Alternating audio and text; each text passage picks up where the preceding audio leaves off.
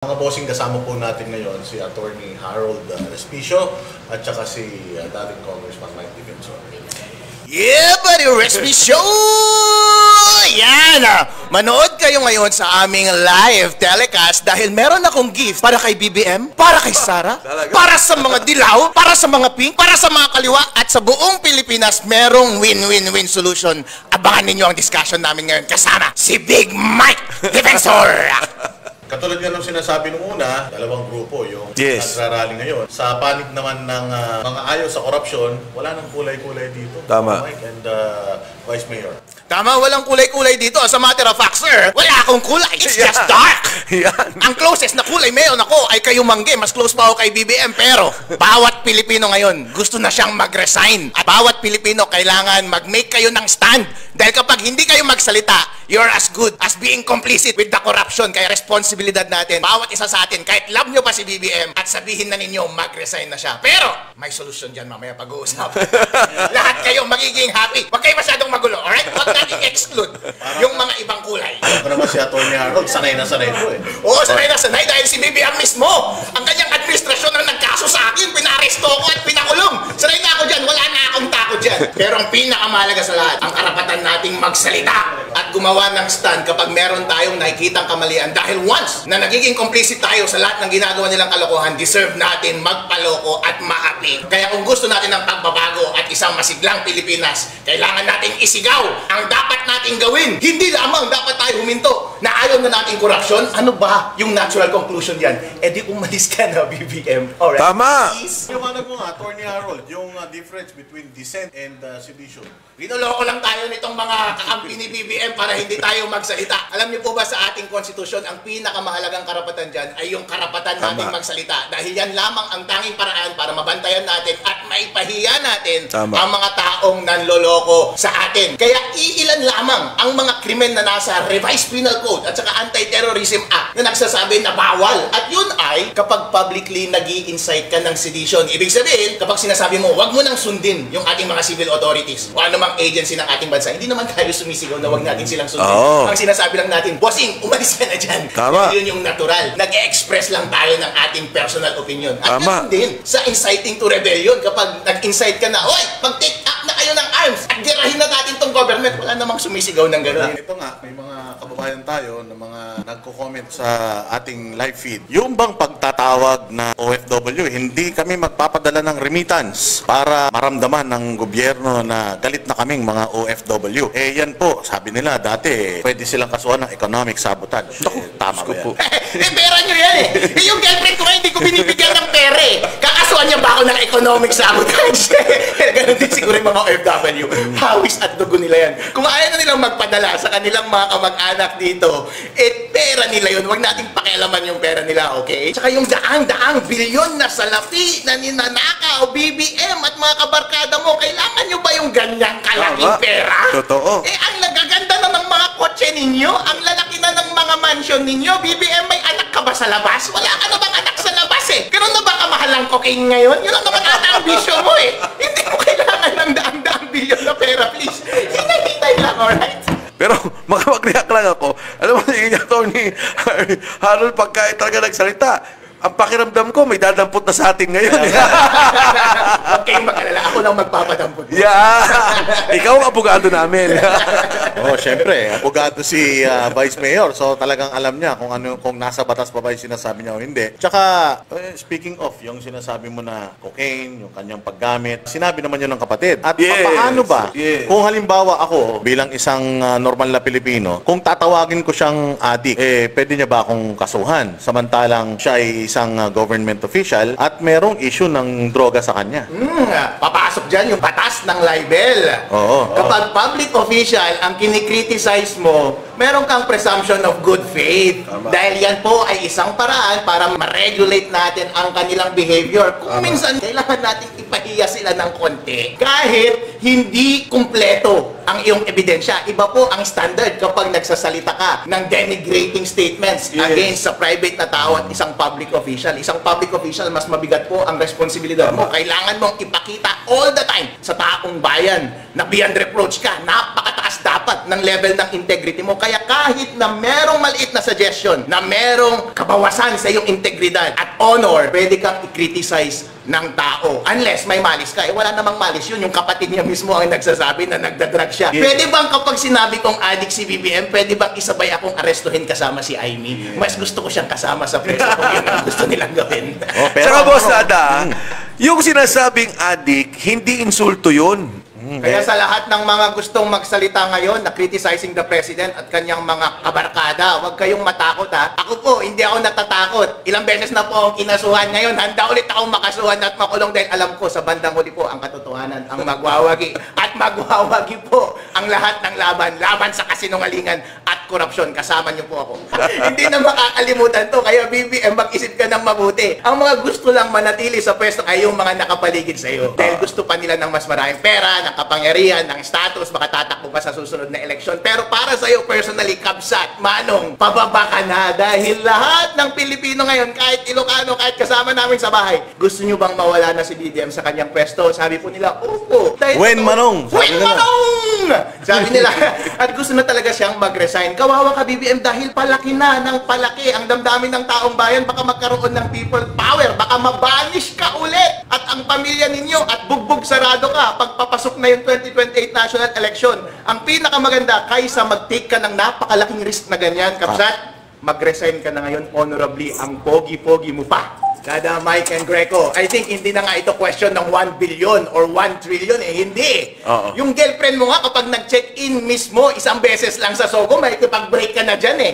Ito, 1 trilyong beses nag-check-in sa Sogo. Nag-order pa ng sinigang at lechon manok at kwento pa mismo kung ilang beses pabalik-balik at ilang rounds.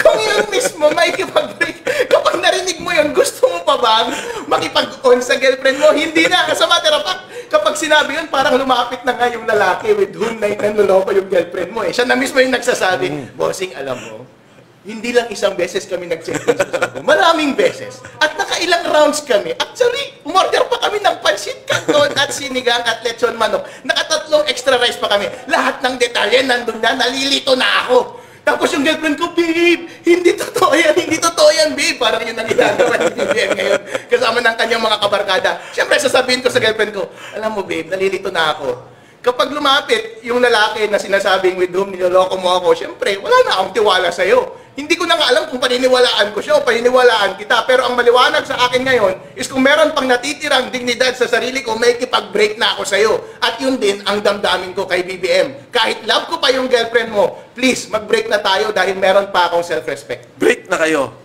Break na kami ni BBM. Sa normal na case, bakit binibigyan natin ng special treatment si BBM? Sa normal na kaso, kapag meron kang itinuturo na gunman, tapos yung gunman nagsalita, ito yung mastermind ko, automatic, may probative value kagad yung sinasabi niya.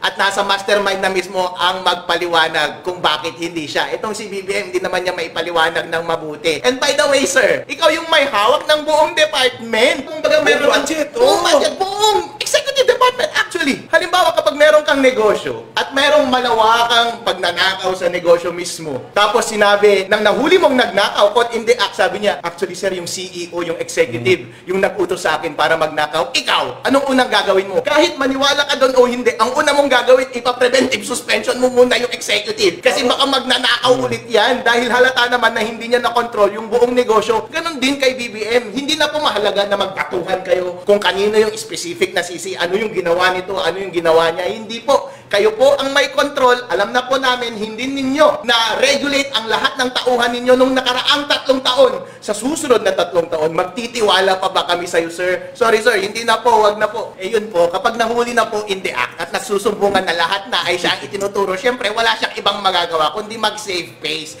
Ginagaslight po tayo ni BBM. Tama po yung sinasabi ni Sec Mike kanina na hindi ito isolated infidelity. Kinana po tayo ng isang malaking sindikato. Kumbaga, gangbang ito. Ang lagkit-lagkit. Kung ikaw ang lalaki, ayaw mo na talagang marinig yung detalye LJ kasi masakit sa damdamin.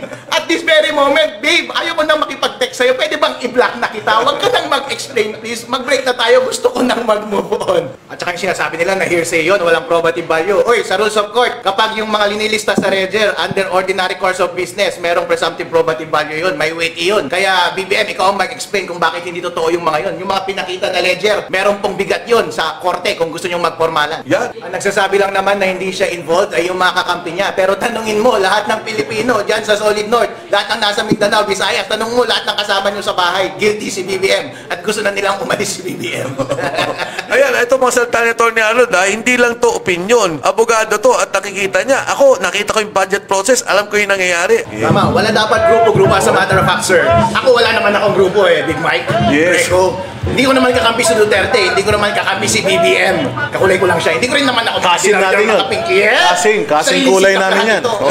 Sariling sikap lahat ito. Pero, nung binigyan ako ng pagkakataon para marinig ang aking posisyon sa pamamagitan ng platform na ito na maraming nanonood, obligasyon po natin mga Pilipino na sabihin natin na kapag ayaw na natin, tama na po. Obligasyon po natin yan sa publiko. Hindi po natin pwede na pabayaan lamang na nangyayari ito na wala tayong ginagawa. Yung mga iba kasi natatakot, sabi nila, opo Harold, naiintindihan namin. Gusto naman talaga namin na malis si BBM. Yeah. Kasi hindi naman talaga natin may tatanggi yung corruption Sabi nila, kaso nga lang yung papalit ayaw namin Diyos ko day! Hindi ba pwedeng isang question lang tayo ngayon? Gusto mo ba yung isang abusive relationship o hindi? Yun lang naman ang tanong, hindi po ba? Ngayon, kung Huwag ka muna maghanap ng iba pa munang asawa. Oo. At saka kung gusto nating i-please ang lahat Kasi po mahirap talagang maging successful tayo dito sa adikain na ito kapag hiwa-hiwalay tayo. Kasi sabi nila mag-resign si BBM. Lahat tayo gusto mag-resign si BBM. Hindi na dapat debate yun Pero sabi nila, what next? Kung gusto natin mangyari yun, baka pwede natin panawagan si VP Sara. Pwede niyang basahin yung Article 7, Section 10. Kapag nag-resign ang President, pwedeng mag-resign ang Vice President din. Pero dapat yung Congress manawagan agad ng special election. Magiging hero si VP Sara doon at ibibigay natin sa taong bayan. Alright, edi merong special election for President, Vice President. Ngayon, magbotohan na lang kayo ngayon. Mukhang pinakamalakas naman si Sara ngayon So napakagandang tayo yun kay Sara. What anticipation? Yung Constitution na mismo ang nagsasabi kapag disqualified ang President o kaya nag-resign ang Presidente, dapat handa ang Vice President na tumayo bilang Presidente. Implicit yan, kaya nga siya tumakbo Vice President. Kaya kapag nag-honorable resign si BBM, ready, automatic, si VP Sara kagad ang Presidente natin. Diyan na nga, ipasok natin Yan. ngayon ni Harold yung iyong suggestion. May gusto magpa-resign kay BBM, yung iba naman ayaw dahil si Inday Sara yung successor. At gusto nila parehas mag-resign. Meron namang iba gusto ng snap elections. Ano bang pwedeng remedyo dyan, attorney? Bossing, kapag papasok tayo sa laban, siguraduhin natin na mananalo tayo. Ngayon, alam na ng lahat na merong korupsyon na malawakan at dapat umalis si BBM. Ang kaso nga lang, okay, isama mo si Sara. Yun ang sabi ng iba. Sabi ng iba, gusto, kudeta. Sabi ng iba, may people power. Given yung meron tayo ngayon na hiwa-hiwalay, magiging successful ba tayo sa isang people power o extra constitutional na paraan para mapatanggal si BBM?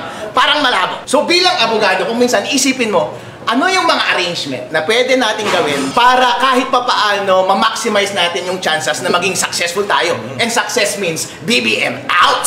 Pero mapi-please natin lahat. Win, win, win, win lahat.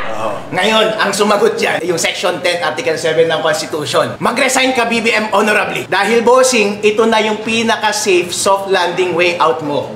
Dahil super risky na yan. Kung magtatagal ka pa dyan sa pwesto mo, baka ibanish ka ng taong bayan, ikamatay pa ng pamilya mo. Hindi natin alam. Hindi po ba? At bugbog sarado ka pagdating ng 2028. Be safe. Honorable ka pa. Kahit medyo love ka pa rin ng Pilipino kapag ginawa mo yan. Ngayon, si Sara mag-step in as president, bilang vice president ngayon. Ngayon, maraming magsasabi, criticize siya, ayaw namin si Sara, ayaw namin si Sara. Alright, i-please natin yung mga dilaw, mga pink, mga makakaliwa. Lahat kayo i-please natin. Mag-resign din siya. Kaya kapag nabakante yung president at vice president, mananawagan yung Congress agad-agad ng special election para presidente at vice presidente. Ngayon, magkakaroon tayo ng reset talaga. Attorney Harold, under the Constitution, President, Vice President nag-resign, di ba? Take over si Senate President. Pero call immediately for a snap elections. Hindi snap election ang tawag, special election. Special elections. Intra-constitutional yun, sir. Automatic yun. Magiging heroic si BBM Sara kasi ang lalabas niyan, alright, Lahat kayo, pinagbigyan ko kayo pinagbigyan ko kayo sa panawagan ninyo na tama na ang korupsyon at umalis si BBM. At pagbibigyan ko rin kayo na isasalang natin lahat, mag-New Deal tayong lahat. Tapos, lalaban siya as president. Okay, attorney, klaro lang.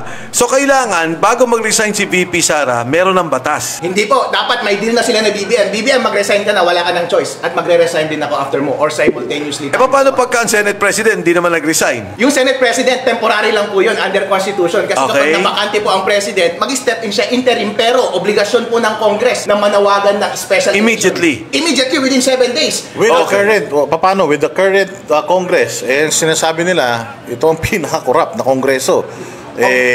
Paano kaya yan? Magtitiwala kaya ang taong bayan dyan? Obligasyon po yan. Shall ang nakalagay sa Constitution. Mag-convene ka agad kayo at manawagan kayo ng special election. Kapag hindi nila ginawa yan, ang daming pupunta sa Supreme Court na mandamus case at baka magkakaroon pa ng people power kung ayaw ninyong sundin yung sinasabi ng Constitution. Ito po yung paraan para ma-please lahat. Kasi nga po, si Sara, wala rin siyang ikakatakot Kasi sa ngayon, sino ba ang viable na contender sa presidency aside from Sara ngayon? Di isalang niya yung sarili niya. Mas maganda pa nga yung opportunity na to, I would argue, kaysa sa opportunity sa 2028. Kasi mainit pa ang damdamin ng taong bayan. Baka pagdating ng 2028, baka meron pang mag-emerge na contender. Ngayon na lang, magkasukatan na tayo ngayon. Parang ang ano ni Attorney Harold, sige, ang gugulo ninyo, ang gugulo natin. O baka payag kayo, ito solusyon natin. Parang ganyan, no? Paano mo ngayon i-appease yung mga tao patungkol dyan sa best friend mo? King George, hindi ako takot sa'yo. Makakaasa po kayo taong bayan na Pilipino na babantayan natin, si Big Boy Georgie. At hindi siya makakapagdaya ngayon. Kasi kapag magkakaroon po ng special election, hindi na makakatakbo si BBM. Okay. So sino ang i-adapt na bata ni Baby George ngayon? Wala siyang magagawa. Kailangan niyang sundin yung mandato ng taong bayan. At makakaasa po kayo, bantayan natin si King George. Dahil kapag hindi niya gawin yung trabaho niya, siya na rin ang patalsikin natin. Mahirap rin kasi na kung wala kang manok sa laban, bakit ka mandalaya? Noon may manok siya sa laban Best friend niya lahat ngayon, sino ang manok niya kung nag-resign na si BBM? Wala siyang magagawa kundi kumapit sa katotohanan. Maganda, no? Maganda yung ano na yan, remedy ni Attorney Harold. Dito po natin makikita kung ano dapat magtrabaho ang presidente natin. Kasi so far, yung presidente natin napakahina, hindi niya pinapanagot ang lahat ng nagkakasala. Isang malaking oportunidad ito para kay VP Sara na patunayan niya sa taong bayan na isa siyang worthy successor. At kapag nakaupo siya, ay tutuparin niya yung mandato na ibinigay sa kanya ng taong bayan at pananagutin niya lahat. At mag-iiwan siya ng magandang Pilipinas. Sa tingin mo ba honorable itong presidente natin na gagawin niya yan? Ang iniisip ko lang po ay kapakanan ng taong bayan at yung maximization ng chances of success. Kasi nagmumukha po ngayon na mahina tayo dahil maliit at iba't iba ang sinasabi natin. Hindi tayo nagkakaisa. Yes. Pero hindi natin maitatanggi na naniniwala tayong may malawakang korupsyon at naniniwala tayo na dapat umalis si BBM. Nag-agree tayo lahat kung hanggang doon nga lang dapat, titigil na ako, tatahimik na ako. Pwede ba? Makipag-break muna tayo. Saka muna tayong mag-isip ng susunod na boyfriend o girlfriend natin, hindi ba? 21-day rule, sabi nga nila. Oo.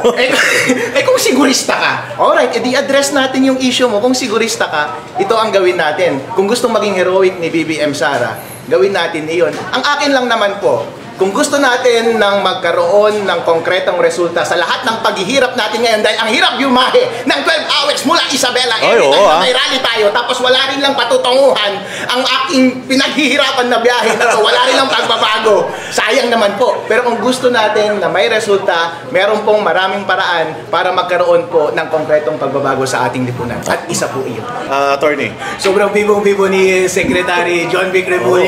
Pogi pala to. Pogi. Sana ganyan din kabibo si BBM habang nagnanakawan yung kanyang mga kabarkada at bantay na bantay din dapat siya noon. May question ako sa Secretary Mike. At this stage, Secretary, dapat bang mawalan na ng gana ang taong bayan na wala nang pupuntahan itong ating mga ginagawang movement? Or ito pa lamang ba ay beginning of the end? Kasi nung EDSA 1 and EDSA 2, Secretary Mike, ano ba katagal bago nagkaroon ng aktual na revolusyon at people power? Bata pa tayo, attorney, ano? Bata pa tayo, hindi natin inabot yan.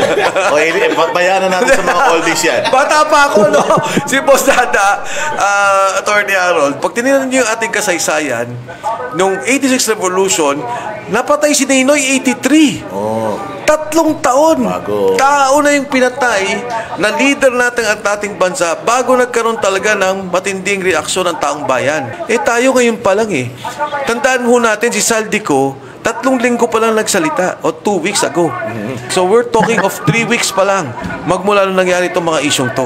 Yan mga kababayan, you heard it from the source. Ito pa lamang ay beginning of the end. Huwag po kayong sumuko, nagsisimula pa lang po Simula ang pa lang. laban. Kaya kapag nakikita ninyo si Secretary John Vic Remulla ngayon na nakatayo, baka sa mga susunod na linggo at buwan, sa kabilang side na siya tumayo at lumalaban na siya at bumalik na siya. Mga ngawit din yan.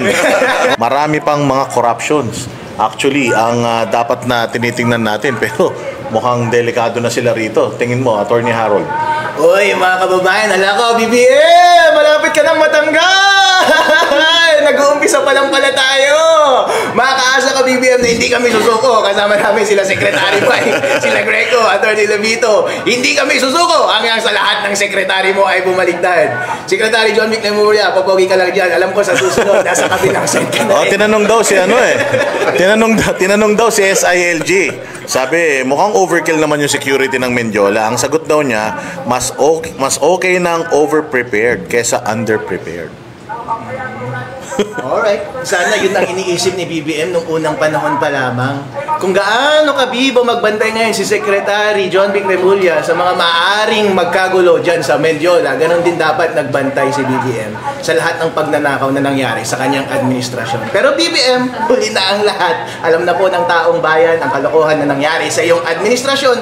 Wala na po kayo ibang tamang gawin pa, kundi mag-resign po. Vice Mayor, Attorney Harold Trespicio. Yeah, buddy! Mga kababayan kong Pilipino, simple lamang po ang tanong na nasa harap ninyo ngayon. Naniniwala po ba kayo sa malawakang pagnanakaw ng kaban ng bayan sa ilalim ng administrasyon ni BBM? Alam nyo na po ang sagot dyan. At ang sagot dyan ay opo. At kung ang ganun po, gusto nyo na po bang mag-resign si BBM? At alam ko din po na ang gusto ninyong mayari ay mawala na siya sa pwesto. Kung ganun po, huwag nyo na pong lokohin ang inyong sarili. I-preserve po ninyo ang inyong dignidad at self-respect. At isigaw po ninyo at magkaroon po kayo ng sariling paninindigan. Huwag po kayong paloloko sa noise na sinasabi nilang explanation sa kanilang pagmamanipulate at sa kanilang paggagaslight sa inyo. Simple lamang po.